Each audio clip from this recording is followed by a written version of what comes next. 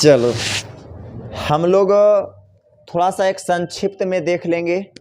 इधर ध्यान दीजिएगा, हम क्या क्या अभी तक तुमको बताए हैं, इस बात को जरा फिर से एक बार देखिएगा जरा। हम लोग पढ़ रहे हैं टिश्यू, टिश्यू बोले तो उत्तक।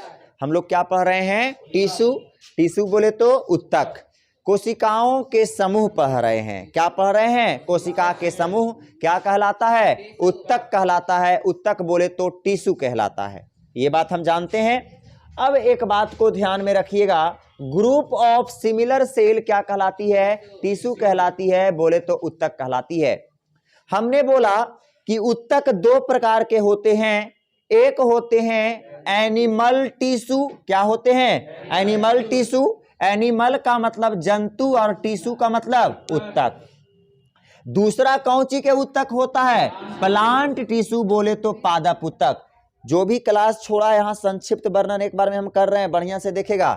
टिश्यू उत्तक दो जगह पे मिलेंगे, एक प्लांट में और एक जीव में। प्लांट में जो मिलता है वो प्लांट टिश्यू, एनिमल में जो मिलता है वह एनिमल टिश्यू कहलाता है। अब देखिए, एनिमल बोले तो जंतु उत्तक और इधर हो जाएगा प्लांट टिश्यू बोले तो पादप उत्तक। अब ध्यान दीजिए, अगर आपको हो ध्यान तब हमने बताया कि जंतु के शरीर का निर्माण कितने उत्तक से हुआ है? 4 प्रकार के उत्तक से। कितने प्रकार के उत्तक से? 4 प्रकार के उत्तक से, जिसमें से सबसे पहला क्या है? Epithelial tissue. क्या है? एपिथेलियल टिश्यू, हिंदी में उपकला उत्तक। दूसरा नंबर में क्या है? कनेक्टिव टिश्यू, बोले तो संयोजी उत्तक। और तीसरी की अगर बात करें तो मस्कुलर टिश्यू, बोले तो पेशी उत्तक। और चौथा क्या हो जाएगा? नर्वस टिश्यू, बोले तो तंत्रिका उत्तक। तो यह 4 प्रकार के उत्तक किसके अंदर पाए जाते हैं? जंतु के अंदर, एनिमल के अंदर यह 4 उत्तक होते हैं, जिसमें से हमने पढ़ रहा था, हम लोग पढ़ रखे हैं एपिथेलियल टिश्यू। एपिथेलियल टिश्यू जो होता है यह त्वचा का निर्माण करता है। क्या चीज का निर्माण करता है? त्वचा का। चाहे किसी चीज का त्वचा की बात हो, चाहे यह स्किन की बात हो, चाहे अंदर के कोई बॉडी उडी का बात हो, हृदय उर्दय, वह भी तो एक त्वचा है। तो कोई भी त्वचा की अगर बात करेगा तो वह त्वचा का निर्माण कौन उत्तक से? उपकला उत्तक, बोले तो एपिथेलियल टिश्यू से। कौन टिश्यू से? एपिथेलियल टिश्यू से। अब एक चीज समझने वाली बात है, एपिथेलियल टिश्यू को भी हम 2 भागों में बांटे थे। पहला सिंपल एपिथेलियल टिश्यू, हम शॉर्ट में लिखे हैं, हिंदी में कहेंगे समान उपकला उत्तक। और दूसरा कंपाउंड एपिथेलियल टिश्यू, बोले तो जटिल उपकला उत्तक। क्या हो जाएगा? जटिल उपकला उत्तक। चलो हम यहां पर लिख देते हैं, एगो छोटा सा सरल लिखे या समान, और ये कंपाउंड का मतलब क्या हो जाता है जी? बोलिएगा जटिल। क्या होता है? जटिल होता है। जटिल उपकला उत्तक। फिर हम बताएं सरल एपिथेलियल टिश्यू, बोले 3 प्रकार के देखने में लगते हैं। 3 प्रकार के देखने में लगते हैं जब कौची की मदद से देखा जाए? सूक्ष्मदर्शी की मदद से देखा जाए। पहला कैसन लगता है देखे में? स्क्वायमस। कैसा? स्क्वायमस, बोले तो सल्की। सल्की का मतलब चपटी, ऐसा लगेगा देखने में। ये देखो, यह इस प्रकार से दिख रहा है, ये वाला सब कोशिका है। कै कोशिका है? 4 कोशिका। तो यह हो गया सल्की कोशिका। कौन कोशिका? सल्की, बोले तो स्क्वायमस सिंपल एपिथेलियल टिश्यू, जो किस उत्तक का उदाहरण है? सरल। और सरल किसका है? एपिथेलियल। और एपिथेलियल किस में पाया जाता है? जंतु में। क्लियर? तो यह बताइएगा, ये भी बताइएगा, यह सल्की जो होता है किसके अंदर देखने को मिलता है? तो जीवों के अंदर। तो जीवों के आउटर लेयर, त्वचा के बाहरी परत, त्वचा के जो बाहरी परत है, यह बाहरी परत का निर्माण एपिथेलियल टिश्यू से हुआ है। उपकला, बोलिए कौन सा बैच है तुम्हारा? तो तुम तो आ रहा था ना, क्यों बैच में जी? तो 9 से 10 है। ध्यान दीजिएगा। हाँ, तो एक बात को ध्यान में दीजिएगा, कि हमारा एपिथेलियल टिश्यू जो होता है, उपकला ऊतक जो होता है, उपकला ऊतक जो हमारा होता है किससे आता है जी? यह उपकला ऊतक, सॉरी कुछ ही बोल रहे हैं, उपकला ऊतक स्किन के सबसे ही बाहरी त्वचा जो है, इसका निर्माण कौन ऊतक से होता है? स्क्वायमस। कौन ऊतक से होता है? स्क्वायमस ऊतक से होता है। कौन ऊतक से? स्क्वायमस ऊतक से। बात समझ में आ गया? अगली बातें को ध्यान में दीजिएगा। फिर एक ही चीज जानो ना, ज्यादा नहीं जानना है। अगली बातें क्यूबोइड के बारे में बताए थे।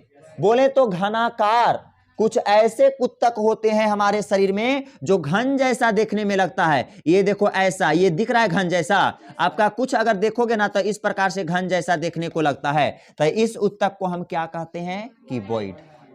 अब क्यूबोइड कहां होता है? कहां होता है क्यूबोइड? बोलो, एक दूगो जगह नाम बोलो।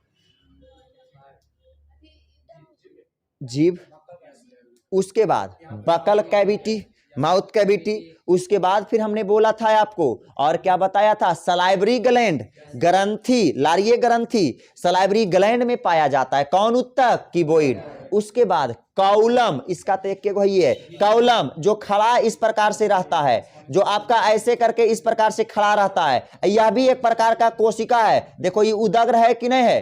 अरे उदग्र है। तो जब उदग्र रहता है तो इसे कहते हैं काउलम, सिंपल एपिथेलियल टिश्यू। और ये कहां पाया जाता है? छोटी आंत में, स्मॉल इंटेस्टाइन में। और छोटी आंत के कौन सा भाग? बिली, हाँ पेट में। तो आपका ध्यान में रखना एक चीज को,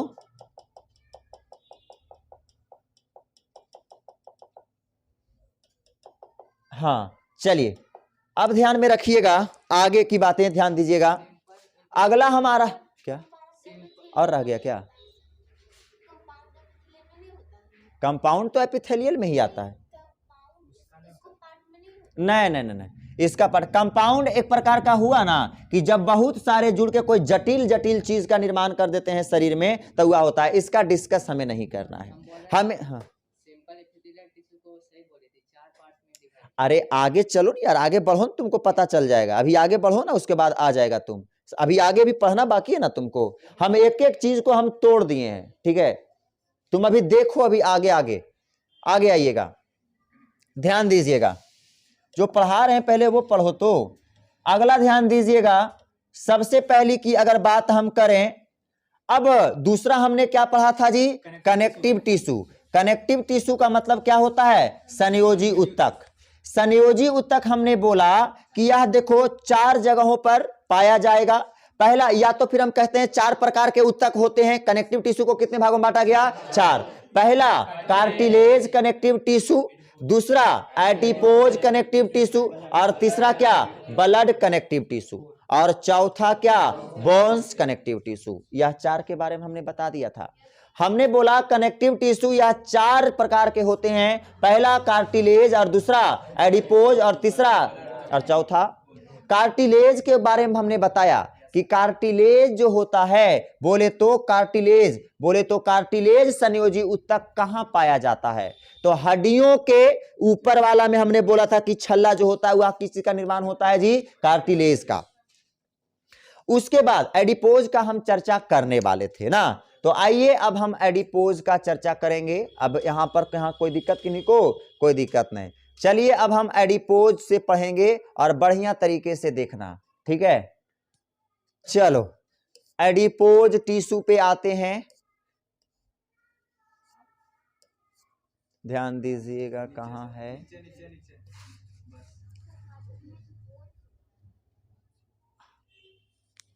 कार्टिलेज एक प्रकार की उपास्थि होती है, और उपास्थि को कहते हैं हड्डी है एक प्रकार का।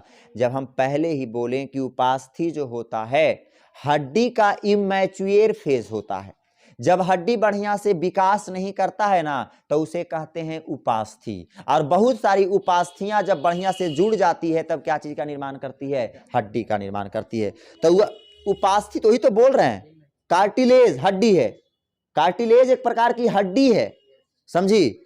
चलो एडिपोज, बोले एडिपोज टिश्यू का मतलब वसीय ऊतक।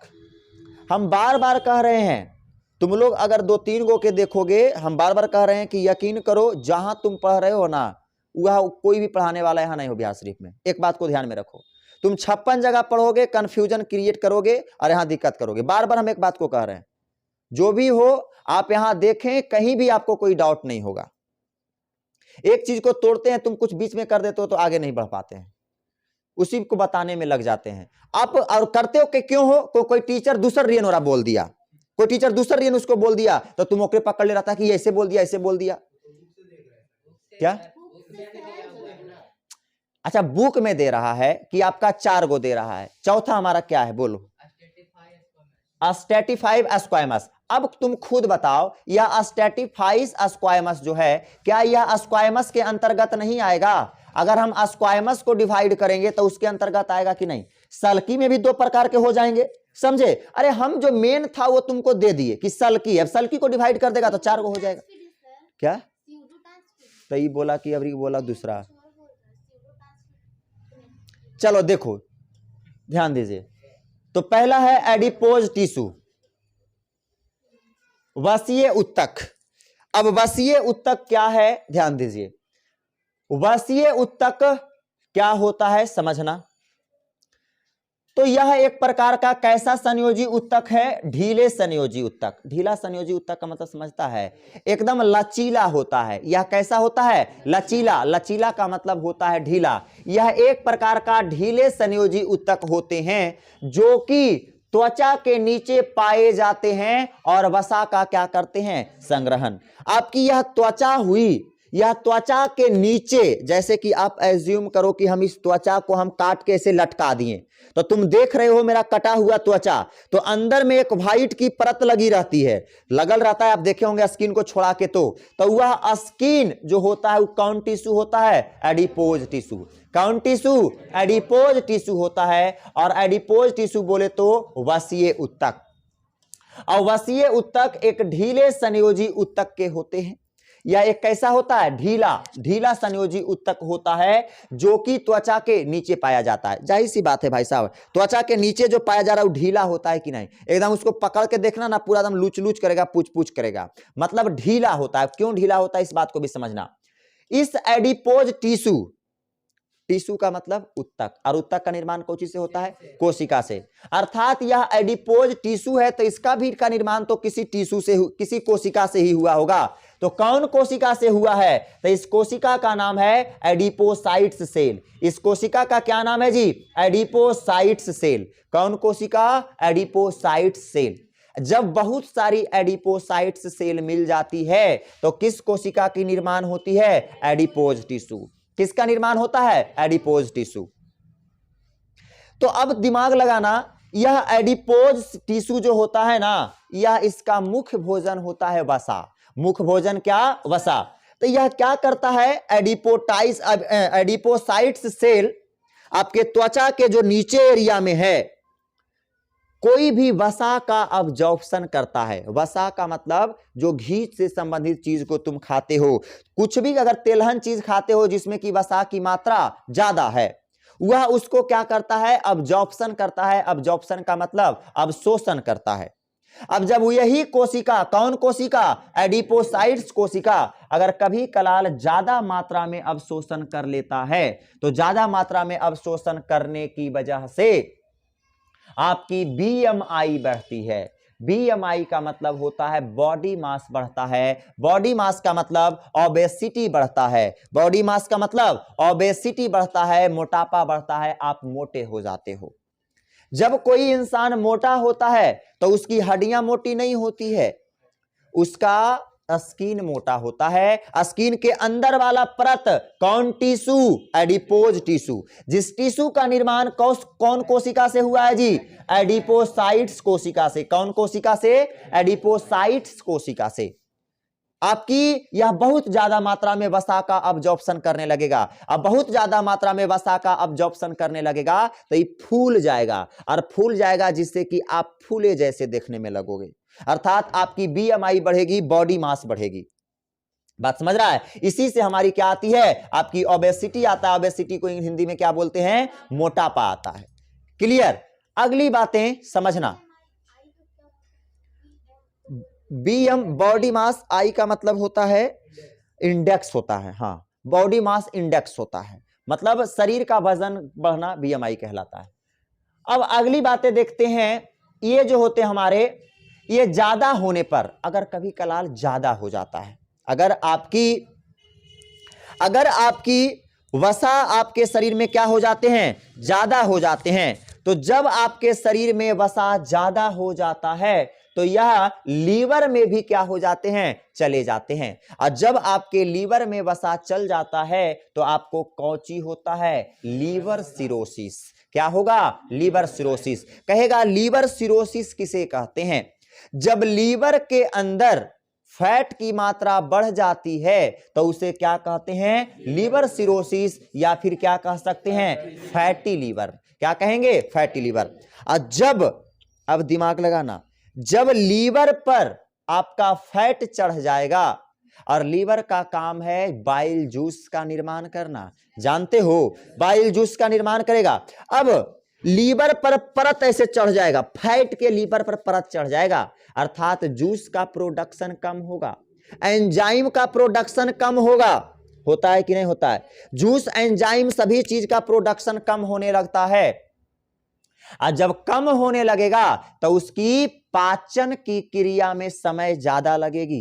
अरे लगेगी कि नहीं, आप समझो जरा, यहां से कॉन्सेप्ट पकड़ो जरा, ध्यान दीजिएगा।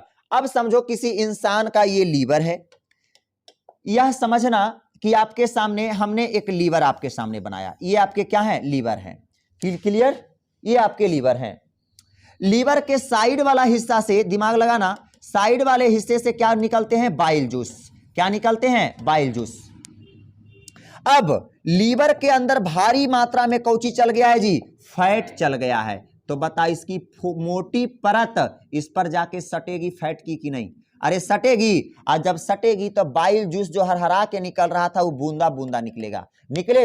और जब ये बूंदा बूंदा निकलेगा तो आपको पता है कि बाइल जूस ही होता है जो फैट का क्या करता है, डाइजेशन करता है। क्या चीज करता है, पाचन करता है।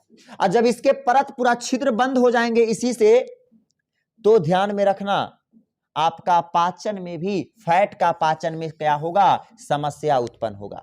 फैट के पाचन में समस्या उत्पन्न होता है, इसलिए मोटा आदमी और मोटा होते जाता है, समझ रहा है, क्योंकि फैट का पाचन नहीं हो रहा है। उसके लीवर जो था स्पेशल, जो पाचन करने का एंजाइम निकालता था बाइल जूस, उस पर एक परत चढ़ गया है और बाइल जूस निकल ही नहीं रहा है भरपूर मात्रा में। और जब भरपूर मात्रा में नहीं निकलेगा तो मोटा आदमी का फैट का डाइजेशन हो पाएगा नहीं, तो और मोटा हो जाता है। अभी ऐसा हो तो कल और ऐसा हो, तो परसों और ऐसा, सुखल आदमी सुखले रह जाता है। समझ रहे हो बात को। अब एक चीज ध्यान में रखना, अब तुम ये भी चीज को ध्यान में रखना, लगता होगा आपको कि मोटा आदमी खाना बहुत खाता होगा, ऐसा कुछ भी नहीं है। आपको इतना भी वो खाना नहीं खाएगा, एक दुबला पतला इंसान के मुताबिक भी वो खाना नहीं खाएगा। दुबला पतला इंसान, समझना, दुबला पतला इंसान का कहीं भी फैट का मात्रा ज्यादा नहीं होता है, आई फैट बहुत खराब होता है। जैसे कि जाके पैनक्रियाज पर बैठ गया, जैसे समझना पैनक्रियाज है, अभी क्या हुआ, आपका जैसे ही फैट खाया तो पैनक्रियाज पर ऐसे चारों तरफ से बैठ गया। अब पैनक्रियाज बनाता है पैनक्रिएटिक जूस, खाना के पाचन में देरी होगा। अब जो पातर आदमी है उसका ऐसा कुछ दिखने को लिए नहीं मिलेगा, अब पातर आदमी ऐसा कुछ देखने नहीं मिलेगा, अर्थात जूस का प्रोडक्शन, एंजाइम का प्रोडक्शन जल्दी जल्दी होगा, खाना जल्दी जल्दी पचेगा, समझ रहा है। अब मोटा आदमी एक बार खा लेगा तो सांझ कैसे करते रहेगा, आचुर पाचुर करते रहता है, समझ रहा है। तो मोटा, ऐसा आप लोग सोचते होंगे कि मोटा आदमी है तो भूख कस के लगता है, ऐसा कुछ भी नहीं, क्लियर। उसकी दिक्कत हो गई है खाली फैट की मात्रा जो लीवर में चल गया है, जिसकी वजह से समस्या उत्पन्न हो गया है। अब एक चीज को ध्यान में रखना, अब यहां के बाद कनेक्टिव टिश्यू एक और होते हैं जिसको हम क्या कहते हैं, ब्लड। ब्लड भी एक प्रकार का कनेक्टिव टिश्यू है, इसीलिए हम ब्लड को कनेक्टिव ऊतक कहते हैं। सूर्य में हमने बताए थे, हम बोले थे blood is a connective tissue. Blood एक प्रकार का कैसा ऊतक है, संयोजी ऊतक है। ब्लड टिश्यू बोले तो रक्त ऊतक, बोले तो ब्लड टिश्यू। रुधिर एक प्रकार का कौन ऊतक है, संयोजी ऊतक है, जो कि एक द्रव संयोजी ऊतक है कि नहीं जी। आपका जैसे कि कहेगा कौन ऐसा ऊतक है जो कि द्रव अवस्था में है, कौन है, ब्लड है। कौन है, ब्लड है। उसके बाद कौन ऐसा टिश्यू है जो कि आपका सल्की अवस्था में है, एपिथेलियल है। उसके बाद कौन सी ऐसी टिश्यू है जो कि आपकी, हालांकि आगे बताएंगे, चलो रहने दो, अब इतना रहने दो, आगे सभी चीजें बता देंगे तो फिर आगे क्या पढ़ोगे। अब अगला दिमाग लगाना, यहां समझना। अब ये बात तो तुम जानते हो कि ब्लड का क्या काम है, ये सब तो तुम पहले पढ़ चुके हो, लेकिन फिर भी हम लिख दिए हैं। ब्लड का काम ऑक्सीजन को ले जाता है और कार्बन डाइऑक्साइड को लाता है, और साथ साथ ग्लूकोज को भी लाता है। अरे जानते हो ना, लाता है, ले जाता है, या सिर्फ सब चीज का ट्रांसपोर्ट करता है, ब्लड करता है। कौन करता है? और ब्लड के अंदर भी एगो स्पेशल होता है ऑक्सीजन और CO2 के लावे वाला। कौन होता है? हीमोग्लोबिन। कौन होता है? हीमोग्लोबिन। चलिए यहां तक हो गया। अब आइए बोन्स टिश्यू, बोले तो हड्डी उत्तक। देखिएगा, हड्डी संयोजी उत्तक एक प्रकार का कठोर संयोजी उत्तक है। यह कैसा उत्तक है? कठोर संयोजी। क्या यह लचीला आपका है? नहीं। आप ये जो हड्डियां जो देख रहे हो, बड़े बड़े हड्डियां, यह सब हड्डी, यह भी एक प्रकार का कनेक्टिव टिश्यू है, लेकिन यह कठोर है। यह क्या है? कठोर है। कहेगा कौन सी ऐसी, इनमें से कौन सी ऐसी टिश्यू है जो कि कठोर अवस्था में पाई जाती है? तो बोन्स। कौन पाई जाती है? बोन्स। ध्यान में रखना, बोन्स तो मतलब इसमें किसी प्रकार का लचीलापन नहीं होगा। हड्डी अगर लचीलापन रहेगा तो दिक्कत हो जाएगा जी, मोर मार के कोई झोला में रख के हम लोग के चल जाएगा। हम लोग का लचीला हड्डी नहीं होता है, हम लोग का हड्डी कैसे होते हैं? कठोर होते हैं। अगला बात, हाँ, जिसका काम क्या होता है? तो यह कोमल ऊतकों और अंगों को क्या करता है? सहायता प्रदान करता है। नहीं करता है? हड्डी क्या कर रहा है? जैसे ये हमारे हो गए, तो ये हमारा हड्डी है जिसे हम क्या कहते हैं? छाती वाला हड्डी, बोले तो रिब्स केज, छाती वाली हड्डी। तो ये देखो तो ऐसे करके मार रहे हैं, कुछ भी नहीं हो रहा है। क्या रीजन है? क्योंकि अंदर में सेंसिटिव ऑर्गन है जिसे हम हृदय कहते हैं, उसको प्रोटेक्शन दे रहा है कि नहीं दे रहा है? तो कहेगा कौन सा टिश्यू हमें सेंसिटिव ऑर्गन को प्रोटेक्शन देता है? Bones tissue. क्लियर? और सेंसिटिव, साथ साथ सेंसिटिव स्किन को भी देता है। अगली बातें, अब एक बात को ध्यान में रखना, अब ये छोटी सी बातें हैं। आप जानते हो कि हड्डी का निर्माण कौची से हुआ है? कैल्शियम कार्बोनेट से। और कौची से हुआ है? कैल्शियम फॉस्फेट से। जब भी किसी इंसान का, ये भी देखो कि कोई इंसान का देखा होगा हड्डी उड्डी टूट गया, तो आपका एक स्पेशल घोल बना के आपको उसे जोड़ दिया जाता है। कौची कौची के? जैसे कि कार्बन ले चलाया आपका, सॉरी कैल्शियम ना जी, कैल्शियम लेके चलाया, कार्बन लेके चलाया, ऑक्सीजन ले चलाया। जितना मॉलिक्यूल होना चाहिए उतना ही होना चाहिए, 3 मॉलिक्यूल, और ला के एक घोल बना दिया। तो घोल बना दिया तो हार्ड हो जाएगा। उसके बाद कैल्शियम ले चलाया, फास्फोरस ले चलाया, ऑक्सीजन ले चलाया, एक घोल इधर बना दिया, और यह दोनों घोल को मिला देगा तो एक हड्डी जैसन हार्ड बन जाएगा। समझ रहा है बात को? उसके बाद अगर आपके टूट गए हैं तो आपको वहां पर इसका लेप क्या कर दिया जाएगा? लगा दिया जाएगा, और एक रड दे दिया जाएगा, क्योंकि अभी अभी ढलैया हुआ है, अभी तुरंत ढलैया हुआ है। अगर रड नहीं सपोर्ट रहेगा तो भसक सकता है ना जी, तो आपको सपोर्ट दे दिया जाता है। और फिर जब आपकी हड्डियां फिर बढ़िया से ज्वाइंट कर जाती है तो आपको बोल दिया जाता है साल भर 2 साल के बाद आप आके क्या कर लें? रड को निकलवा लें। समझ रहा है बात को? क्योंकि अभी नया नया जुटता है, जाहिर सी बात है, हमारी ये भी ढलैया हुई, हम सेंटिंग लगाने हैं, ऊपर से ढाले और नीचे सेंटिंग पे कबाड़ दे तो ले सारा छत नीचे गिर जाएगा। तो आपका शुरू का ढलैया होता है तो वह रड सपोर्ट के लिए दिया जाता है, और किसी चीज के लिए नहीं दिया जाता है। ये सब तो हम बताए थे कि एडल्ट में कितना हड्डी होता है और बेबी में कितना होता है? 300। कहीं होता है ये भी हम आपको चर्चा किए थे। और एक चीज और ध्यान में रखना, एक चीज और क्या ध्यान में रखना, हमारे हड्डियों में एक प्रोटीन पाई जाती है, जिस प्रोटीन का नाम क्या है? Collagen protein. कौन प्रोटीन पाई जाती है? कोलाजेन प्रोटीन पाई जाती है। हमारी हड्डियों के अंदर ध्यान में रखना कौन प्रोटीन पाई जाती है? कोलेजेन प्रोटीन पाई जाती है। और हल्की फुल्की कहां पाई जाती है? स्किन में भी पाई जाती है। क्लियर? लेकिन ज्यादा मात्रा में कहां? हड्डियों में। हड्डियों में सबसे ज्यादा मात्रा में कौन प्रोटीन? कोलेजेन प्रोटीन पाई जाती है। चलिएगा, अब ये सब हम क्या पढ़ाएंगे? ये सब तो पहले हड्डी में हम बता दिए। ऑक्टियोसाइट्स ये सब बताए हैं ना जी? अरे बताएं कि नहीं? ऑक्टियोसाइट सेल, ऑक्टियोसाइट सेल से बहुत सारे सेल मिलते हैं तो हड्डी का निर्माण होता है। तो यही सब है, ये सब हम पहले ही बता चुके हैं। क्लियर? यह सब नहीं बता चुके हैं? अस्थि मज्जा में, अस्थि मज्जा में क्या चीज का निर्माण होता है? रक्त का निर्माण होता है। बोन मैरो में ब्लड का निर्माण कहां होता है? बोन मैरो में, अस्थि मज्जा में होता है। अब एक चीज को समझना, अब हम आपको बताते हैं कनेक्टिव टिश्यू। अब हम अभी तक तो कनेक्टिव टिश्यू आप पढ़ रहे थे, अब हम कनेक्टिव टिश्यू को क्या करेंगे, संयोजी ऊतक को क्या करेंगे, हम घनत्व के आधार पर बांटेंगे। कौची के आधार पर? डेंसिटी के आधार पर बांटेंगे। जो तुम कह रही थे ना 3, देखो आ जाएगा यहां पर। तो हम एक को तोड़ दे रहे हैं पहले को। तुम इसी का बारे में कल चर्चा कर रही थी ना, डेंस कनेक्टिव टिश्यू। चलो तो हम सारा आएगा, तुम लोग खाली बस शांति रहो। तुम लोग पहले पढ़ लेते हो ना, इसी कारण तो हम एक जगह अगर कर देंगे ना तो तुम्हारा दिमाग नहीं काम करेगा, सारा धीरे धीरे आ जाएगा। कनेक्टिव टिश्यू समझना, घनत्व के आधार पर हम कनेक्टिव टिश्यू को फिर बांटते हैं। अब रिकौची के आधार पर बांटेंगे, घनत्व के आधार पर। अच्छा, घनत्व किसे कहते हैं जानते हो? घनत्व का मतलब क्या होता है? डेंस। डेंस का मतलब भार होता है। डेंस का मतलब भार भी होता है और डेंस का मतलब भीड़ भड़का भी होता है। नहीं कहते हैं घनी आबादी क्षेत्र, कृपया अपने बाइक को धीरे चलाएं।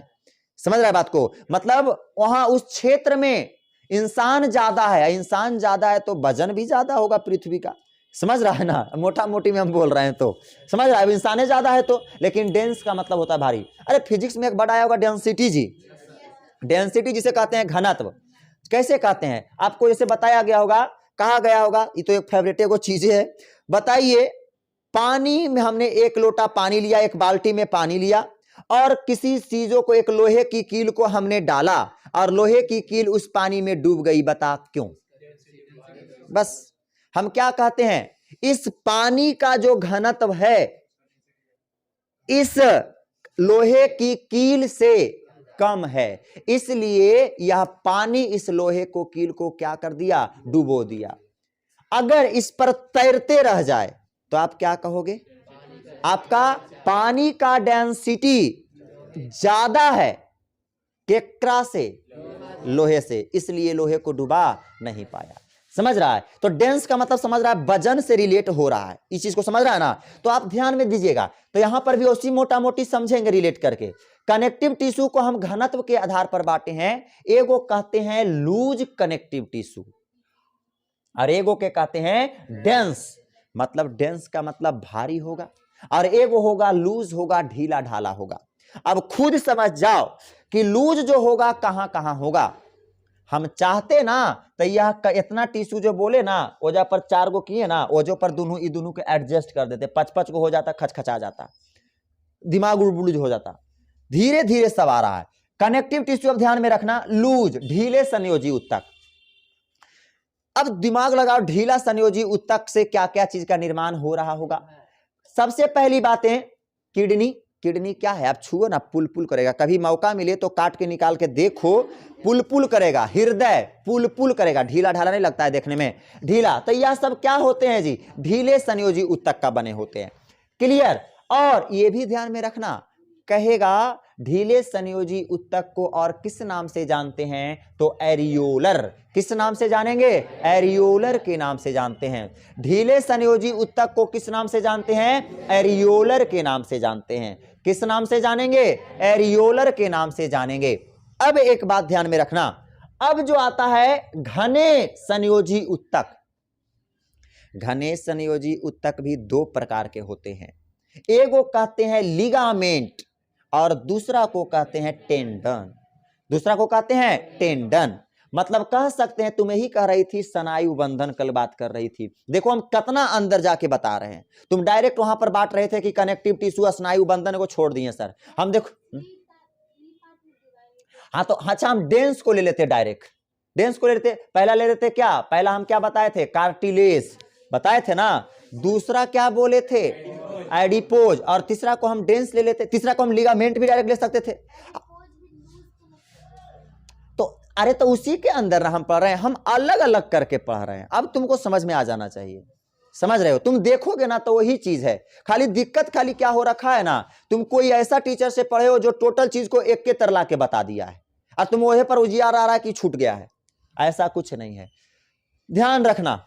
अब डेंस कनेक्टिव टिश्यू बोले तो घने संयोजी ऊतक। घने संयोजी ऊतक से 2 चीज होते हैं, ये भी 2 प्रकार के होते हैं। पहला लिगामेंट और दूसरा क्या होता है? टेंडन। अब लिगामेंट उत्तक कहाँ काम आता है? तो लिगामेंट उत्तक हम पहले पढ़ा चुके हैं हड्डी के चैप्टर में, बताए हैं। नाम ही है, देखो लिगामेंट स्नायु बंधन, बंधन का मतलब होता है जोड़ने का काम आना, और स्नायु का मतलब होता है समान। जब समान चीजों को जोड़ता है, मतलब हड्डी को हड्डी से जोड़ता है, तो वह स्नायु बंधन कहलाता है। और हड्डी को हड्डी से जोड़ने वाला कौन होता है? लिगामेंट। अब आप समझिएगा, यह हड्डी को क्या कहते हैं? फीमर। क्या कहते हैं? फीमर। और इसे क्या कहते हैं? टिबिया। और इसको क्या कहते हैं? फैबुला कहते हैं ना। तो यह जो टिबिया और यह जो आपका है, क्या है ये? फीमर। ये दोनों के बीच में एक हड्डी आती है, इसे क्या कहते हैं? पैटेला। क्या कहते हैं? पैटेला। अर्थात कह सकते हैं यह पैटेला का निर्माण स्नायु बंधन से हुआ होगा, लिगामेंट से हुआ होगा। समझ रहा है बात को? जो दो हड्डियों को जोड़ने का काम करे। अरे ये हड्डी हमारा अलग हड्डी ना हो गया जी? कौन हड्डी है ये? फीमर। और नीचे वाला क्या है? टिबिया। तो ये दोनों अलग अलग हड्डी को जोड़ रहा है पैटेला। तो ये पैटेला कौची से बना होगा? सोचने वाली बात है। अगली बातें, टेंडन। टेंडन भी एक प्रकार का उत्तक है। तो टेंडन कौची के जोड़ेगा? तो टेंडन जोड़ेगा हमको मसल से जोड़ता है। और किससे जोड़ेगा हमको जी? हड्डी पर जो मांस सटल है, इसमें किसका देन है? टेंडन का। टेंडन बोले तो कौन उत्तक? डेंस कनेक्टिव उत्तक। डेंस कनेक्टिव उत्तक बोले तो कनेक्टिव उत्तक। कनेक्टिव उत्तक बोलेंगे, डायरेक्ट हम कह सकते हैं हड्डी को भी अगर जोड़े के बात आएगा तो एक शब्द में बोल देंगे कनेक्टिव उत्तक। क्लियर? अगर ज्यादा पूछेगा तब हम लोग कहेंगे जाके कि कनेक्टिव में कौन? डेंस। डेंस में कौन? टेंडन। समझ रहा है? चलिए अब हम लोग यहां से आप देखिएगा ये सब क्या क्या चीज का निर्माण हुआ है, वो सब चीज है, ज्यादा कुछ है नहीं। चलिएगा, हाँ एक चीज यह हमारी अगला चीज दूसरा चीज बता दिए हैं, लेकिन चलो देख लो, अब आ गया है तो देख लो। ध्यान में रखना, हम आपको बताते हैं कि ढीले कनेक्टिव टिश्यू में एक कोशिका प्रेजेंट होती है, जिस कोशिका का क्या नाम है? Mast cell. क्या नाम है? Mast cell. क्या नाम है जी? Must cell. अब यह मस्ट सेल प्रोड्यूस करता है। प्रोड्यूस का मतलब उत्पादन करता है। कौची का उत्पादन करता है? हिस्टामिन का। और हिस्टामिन का काम होता है एलर्जी को उत्पन्न करना। क्या चीज को उत्पन्न करना? एलर्जी। और यह एलर्जी एक इंसान के लिए बहुत ही जरूरी है। जैसे कि अगर एलर्जी नहीं होगा तो आप फौरन बहुत कम समय आपकी आयु हो जाएगी। जैसे कि हम यहां पर देखिएगा, कोई ऐसा चीज खराब चीज हम लाएं, मतलब चलो धुआं लाए जा परी, किसी इंसान को धुआं नाक में गया, एलर्जी हो रहा, हमरा एलर्जी हो रहा, नाक बंद करके वहां से भाग गया ना जी, मतलब गम का तो इंसान भाग गया, अर्थात वह गंदा वायु उसको फेफड़े के अंदर प्रवेश करने से रोक दिया, एलर्जी रोका। लेकिन अगर उस इंसान को एलर्जी नहीं होता तो वजह पर बैठ के सूंघते रहता, और अब पता नहीं चलता गमा कर लो कि धमा कर लो, सूंघते रहता, अंदर अंदर फेफड़ा धीरे धीरे बीजते खोल हो जाता, भूर हो जाता फेफड़े में। समझ रहा है बात को? अर्थात कह सकते हैं कि हमारे एलर्जी बहुत इंपॉर्टेंट होते हैं हमारी जीवन आयु को बढ़ाने में। अगर आपको एलर्जी नहीं हो रहा है, सभी चीज का सभी को सभी प्रकार की एलर्जी होता है। किसी को है ना कि नींबू ले माना तो नींबू कैसे पतवा से करके गाड़ दे मान तो नक पतन सब छुरा जाता है, एकदम होता है। किसी को पपीता के दूध से एलर्जी होता है, किसी को मोटरसाइकिल के धुआं से एलर्जी होता है। यस, हाँ तो यस, हाँ कोई बोली, हाँ कतना जो होता है परागकण से होता है। परागकण नहीं जानते हो? पढ़ोगे चैप्टर नंबर 2 में। पॉलन ग्रेन को कहते हैं परागकण। पुष्प के ऊपर वाला भाग जो होता है ना, बुरादा रियन रहता है। समझ रहा है? धान काटती है ना महिला लोग, तो देखना नकवा में से करके बांध लेती है ना नकवा में, क्योंकि उसके धान के फुल्ली में होता है परागकण, और वह नकवा में जाता है तो सुरसुरी बढ़ता है। समझ रहा है? तो उस महिला को हिस्टामिन मतलब प्रोडक्शन हो रहा है, तब तो एलर्जी हो रहा है। अगर यह मस्ट सेल नहीं होवे, मस्ट सेल कहे कि नहीं हम हिस्टामिन बनेबे नहीं करेंगे, तो हिस्टामिन नहीं बनाएंगे तो उस महिला को गम कर रहा है कि धमक रहा है कि नाक में जा रहा है कि फेफड़ा में जा रहा है, उसको कोई मतलब नहीं रहेगा, उसको किसी प्रकार का कोई मतलब ही नहीं रहेगा। बात समझ में आया? तो हम कह सकते हैं कि हम लोगों को आपका हिस्टामिन का बनना जरूरी है। अगर आप लोगों को एलर्जी किसी चीज से नहीं हो रहा है तो आप फौरन जाइए और मस्ट कोशिका तो नहीं लगवा सकते हैं ना, लेकिन स्पेशल बोतल आता है हिस्टामिन का। आप देखना, जब पानी के बोतल देखते हो तो उसको पढ़ा करो, समझे? तो देखना कोई कोई बोतल ऐसा रहेगा उसमें लिखा रहेगा हिस्टामिन। हिस्टामिन अर्थात डॉक्टर ऐसा समझ रहा है तुम्हारे बारे में कि तुमको एलर्जी का एहसास नहीं हो रहा है, कोई भी चीज नाक मुंह उतर दे रहा है, तुमको कोई असर नहीं हो रहा है, कुछ खा पी जा रहा है, तो समझ रहा है कि एलर्जी करी है। अच्छा, बंद हो गया था क्या? ऐसा भी बंद नहीं हो रहा था, चलो हाँ, तो अब ध्यान में रखना। तो आप डायरेक्ट क्या चीज का आप चढ़ा सकते हैं जी? हिस्टामिन का खड़े खड़े आप बोतल भी चढ़वा सकते हैं, ठीक है। अगर एलर्जी आपको नहीं हो रहा है तो एलर्जी होना चाहिए, हर एक इंसान को एलर्जी होना चाहिए। अगर नहीं हो रहा है तो दिक्कत वाली बात है, होता है ना एलर्जी। चलो, हर एक चीज से हमको जैसे हाँ, तो अब समझ जाओ। अब ज्यादा कम के बारे में तो तुम खुद समझ सकती हो, उसके अंदर हिस्टामिन ज्यादा बन रहा होगा, ये तो तुम अब खुद समझ सकती हो। हाँ, तो ध्यान में रखो, हाँ सबको सब चीज से होता है जी। हमारा देखो जैसे कि हाँ, टोपियों से एलर्जी हो रहा है हमारा, एक तरह से वो एलर्जी है, लेकिन ध्यान में रखना हमको एलर्जी धुआं से नहीं होता है, पेट्रोल के धुआं से तो एकदम नहीं होगा, मुझे लगा कि हाँ सूंघे एकदम दम भर सूंघे, लेकिन हाँ नींबू वाला से होता है।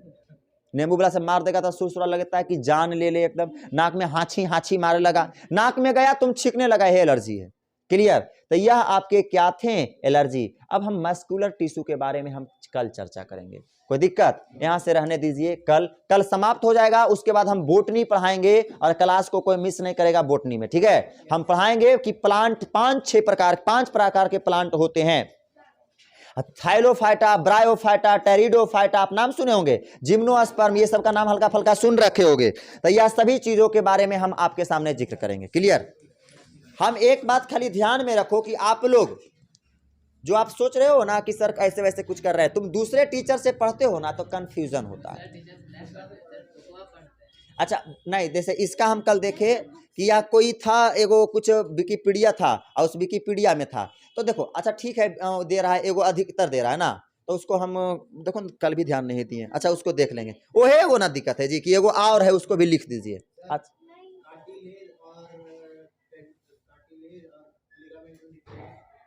देखो कार्टिलेज, देखो दोनों के दोनों पर पहले तो क्या है, दोनों के दोनों एक प्रकार की हड्डियां हैं।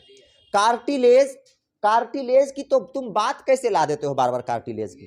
कार्टिलेज तो एक हड्डी है, उपास्थि है, वह भी एक प्रकार का हड्डी है। तो कार्टिलेज भी, लेकिन वो फ्लेक्सिबल है, हाँ लेकिन वह क्या है? फ्लेक्सिबल है।